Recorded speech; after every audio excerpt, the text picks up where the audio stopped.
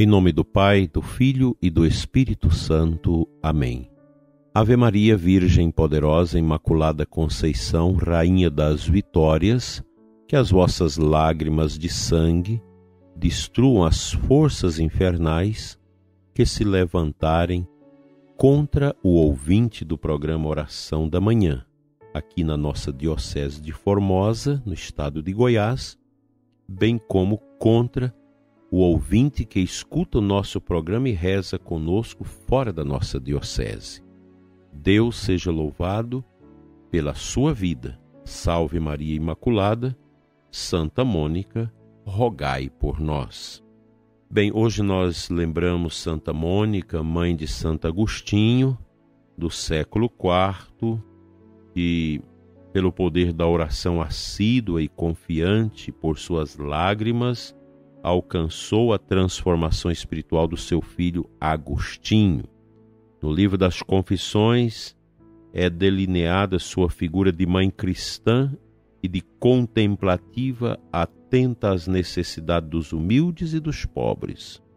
O colóquio entre Mônica e Agostinho revela-nos a profundidade de seu espírito todo voltado para a Pátria Celeste. E quem quer chegar à Pátria Celeste é preciso entender que precisa lutar contra os vícios e acolher as santas virtudes. Compartilho contigo hoje, prezado ouvinte, 3 vícios que amanhã vamos completar a meditação porque o texto é longo. Tibieza, frieza, desânimo. A tibieza, a frieza e o desânimo no serviço divino e no bem espiritual próprio nascem da cegueira, que como um castigo escurece e ofusca a graça. Consequência natural do afastamento da graça é o pecado venial, que produz esses terríveis inimigos que tanto mal causam ao caminho do espírito. O pecado venial esfria e entorpece o coração, submergindo-o no desânimo mais profundo. Tira do coração a preocupação pelas coisas de Deus e introduz na alma manchada uma falsa piedade. Embaça a imagem de Deus no coração, com a poeira de seus pecados veniais. A alma fria pelo pecado venial não se perturba com nada, vê com indiferença e fastio tudo o que é santo e divino. A alma tíbia quase sempre carrega consigo, em maior ou menor grau, a hipocrisia. Dela se vale com frequência para aparentar o que deveras não sente. Às vezes, um resquício de remorso passa pela alma tíbia, feito um raio, mas a inércia que carrega em si é tamanha que vence todo o impulso da graça e vem a tocá-la. A tibieza é mais odiosa para o meu coração que a frieza. Esta tem um remédio e uma graça de Deus pode curá-la totalmente. A tibieza, porém, leva a alma a pecar despreocupadamente, apoderando-se dela para sempre, a não ser que intervenha minha onipotência para salvá-la. A tibieza circula habitualmente pelo mundo das almas. Entretanto, nas comunidades religiosas é uma praga especial e extremamente prejudicial. Jesus, nas comunidades religiosas, existem pecados veniais? Oh, sim! E quantos? Existem, e numa quantidade assombrosa. Isso é possível, Senhor? Sim, é possível. E é por culpa da tibieza. Uma coisa arrasta a outra. E essa relação entre tibieza e pecado, nas almas religiosas, muitas vezes só termina com a morte. A praga da tibieza expulsa do coração o Espírito Santo, que é fogo e amor ativo, e é inimigo da frieza e da tibieza. Esse inimigo capital das almas causa muitos estragos nos espíritos, debilita-os no cumprimento do bem e os torna capazes de todo o mal. Uma alma que queira me amar jamais deixa esses inimigos maléficos acerrarem ou se acercarem de suas portas e arrastá-la impiedosamente à eterna condenação. Esses inimigos impeli-la iam àqueles grandes males que a princípio contemplavam com horror. Mais tarde, porém, familiarizada com eles, render-se-ia a seus braços. Ninguém faz muito caso da tibieza, apesar de ser uma das armas mais queridas de Satanás, com que aplica golpes certeiros, muitas vezes mortais às almas aparentemente piedosas, que em sua maioria, porém, pertencem ao demônio. Não digo que, pertencendo a Satanás, acabarão necessariamente todas no inferno. Digo que representam uma seara especial em que ele se recreia, entretendo-as e enganando-as, como bem sabe fazer. Satanás é malicioso e astuto. O ponto de partida para seus ataques a estas almas é sempre a tibieza. A tibieza ajunta na outra vida muito tempo de purgatório para as almas que são sua presa. Interessante essa meditação de hoje, pois nós precisamos ter o cuidado com os pecados veniais, porque eles são pecados mais simples, mas vão abrindo caminhos, trieiros, estradas dentro de nossa vida interior que terminam por nos levar ao pecado mortal. Os pecados veniais precisam ser confessados e precisam ser eliminados de nossas vidas pela prática das virtudes, pela mortificação, pela renúncia. Isso é indispensável para as nossas almas, para as nossas vidas. E a tibieza é esta preguiça espiritual, essa falta de piedade. Você vai à missa, mas não entra dentro do âmago do sacramento. Você confessa, mas por confessar. Você não adora com confiança, com profundidade.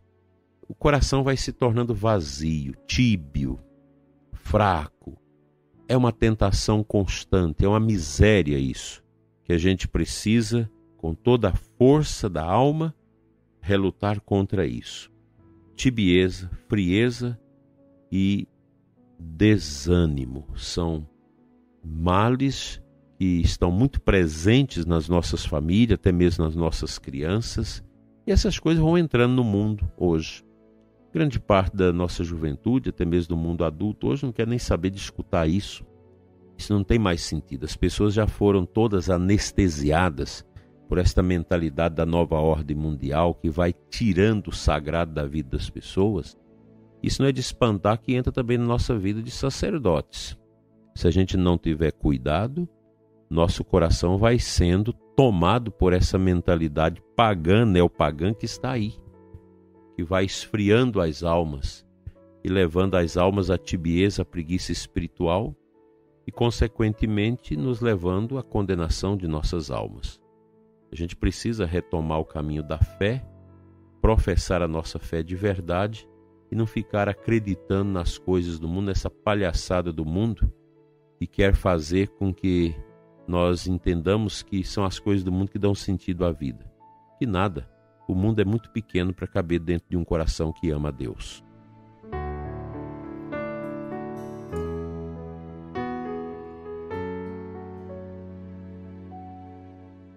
A aclamação é o Evangelho da missa de hoje, João 13:34. Jesus diz assim: Eu vos dou novo preceito, que uns aos outros vos amei, como eu vos tenho amado. A gente vence muitos desses vícios medonhos e estranhos com a prática da caridade, com a prática do amor ao pobre, do amor ao que sofre, da prática do bem, da caridade, A gente vê tantas pessoas que têm essa inclinação prioritária em suas vidas. Cuidar dos outros, cuidar do pobre, cuidar dos que sofrem. Isso é fundamental para abrir o nosso coração, nosso entendimento a todas as virtudes de vencimento que nós somos chamados a acolher e a refutarmos com toda a força do nosso coração as misérias que são os vícios que nos tornam homens e mulheres fracos, fragilizados, debilitados por causa da tibieza, por causa da falta de interesse pelo sagrado. A gente vive esse tempo da dessacralização. A gente não importa mais com o sagrado e começamos a adorar as criaturas, as realidades humanas, aquilo que nos agrada, dentro dessa cultura frouxa que nós estamos vivendo, que é muita bobagem que a gente escuta e vê no dia a dia de nossas comunidades, que vai enfraquecendo as inervaduras espirituais interiores das pessoas e elas começam a viver respondendo aos estímulos do mundo, do pecado, da nova ordem, de toda essa desordem moral que nós estamos vivendo. Você passa a ter raiva de normas, você concorda com tudo. Aí você torna aquela pessoa tão relativista que você acha que as pessoas podem fazer o que querem de suas vidas, pode fazer aborto, pode fazer isso, fazer aquilo e tantas misérias, e a gente tem que concordar com tudo. Tudo é possível. Isso é relativismo, isso faz parte desse contexto pagão que estamos vivendo, que não respeita o próximo, esse contexto horroroso que prioriza os sentidos e o prazer e despreza toda a realidade do nosso ser, que é e deve ser voltado a Cristo, para sermos livres e fiéis nele.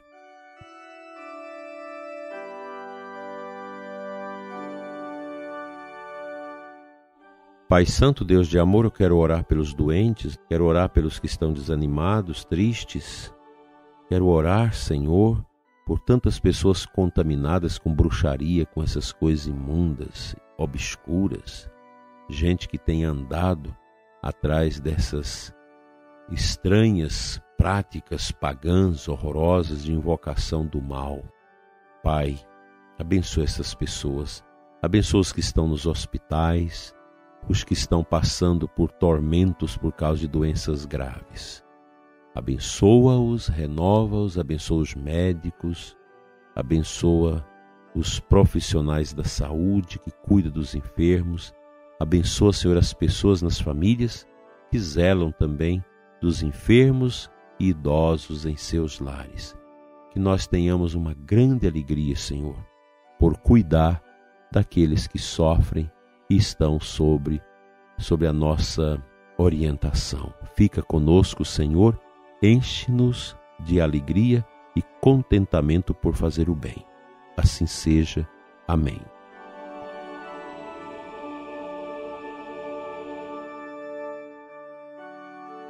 Venha sobre você, prezado ouvinte, a bênção de Deus Todo-Poderoso, Pai, Filho e Espírito Santo. Amém.